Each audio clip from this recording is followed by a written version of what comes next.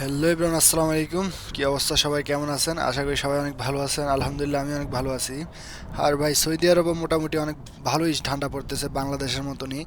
আজকে সকালবেলা ছিল মাত্র 2 ডিগ্রি, এবং 10টার পরে গিয়ে 3 ডিগ্রি বেড়ে হয়েছে 5 ডিগ্রি। এবং কি আজকে পুরো দিনে সর্বোচ্চ তাপমাত্রা হচ্ছে 15 ডিগ্রি। এবার বুঝেন মোটামুটি সৌদি আরব খারাপ না ভালোই ঠান্ডা পড়তেছে। বিশেষ করে আমি যেখানে আছি আল কাসিম আল রাস, এখানে মোটামুটি ভালোই ঠান্ডা পড়ে। এখানে গরমের সময় পুরা উড়াধুরা গরম পড়ে, ঠান্ডার সময় উড়াধুরা ঠান্ডা পড়ে। মানে কোনো দিক দিয়ে ছাড় নাই এখানে। এই হলো অবস্থা। তো যাই হোক, সকালবেলা ঘুম থেকে উঠায় বিলাগুলো চেক দিলাম। চেক দেওয়া কয়জন লোক অ্যাবসেন্ট আছে, কয়জন লোক ডিউটিতে গিয়েছে, ওইগুলোর একটা রিপোর্ট দিলাম গ্রুপে। দেন ভাবলাম এবার লাঞ্চের সময় হয়ে গেছে, খাওয়া দাওয়া করার দরকার। আর রুমে তেমন কিছু রান্না করা নাই, তাই চলে এলাম একটা আলফামের দোকানে। এই অর্ডার দিয়ে দিলাম আইসা 12 রিয়ালে। 12 রিয়াল দিয়ে একটা আলফাম অর্ডার দিলাম। সরি, এটারে একটা সিঁড়িটা রুবা বলে। 12 রিয়াল সিঁড়িটা একটা সুন্দর আছে রুবা অর্ডার মোটামুটি। দিলাম। অর্ডার দিয়ে বাস উপরে চলে যাচ্ছি। আর সিঁড়িটা এখানে সুন্দর একটা রাউন্ড দেওয়া মোটামুটি আছে। ডেকরটা অনেক ভালো করছে, সিঁড়িটা সুন্দর একটা রাউন্ড করে আর দিচ্ছে। ভিতরে হচ্ছে ভালোই লাগে, এখানে প্রায় সময় আসি আমরা খাওয়া দাওয়া করার জন্য। আর এই হলো ভিতরের অবস্থা। ছোট ছোট কেবিন সিস্টেম করা আছে, আমি এটাতেই বসি।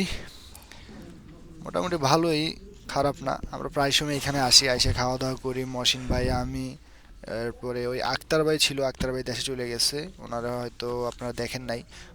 আমরা প্রায় সময় আসতাম। মহসিন ভাই আর আক্তার ভাই হচ্ছে আলপামের পাগল পুরা, ওনারা এত পছন্দ করে আলপাম, কি বলবো। আর কি বলবো, দেখতে দেখতে সময় হয়ে গেছে প্রায় 1টা 19। যাই হোক, আমি অর্ডার দিয়ে আসছি, ওনারা কিছুক্ষণের মধ্যেই খাবার নিয়ে আসবে।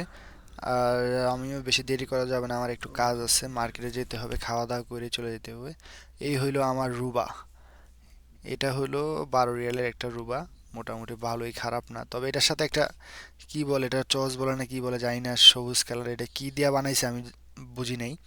প্রথমে মুখে দিয়ে আমি একটু, কি দিল এটা, মানে অন্যরকম, স্বাদটাই নষ্ট হয়ে গেল মুখের। যাই হোক, খাওয়া দাওয়া শুরু করলাম, কারণ দেরি করা যাবে না, খাওয়া দাওয়া কইরা যাইতে হবে একটু মার্কেটে, আমার কাজ আছে।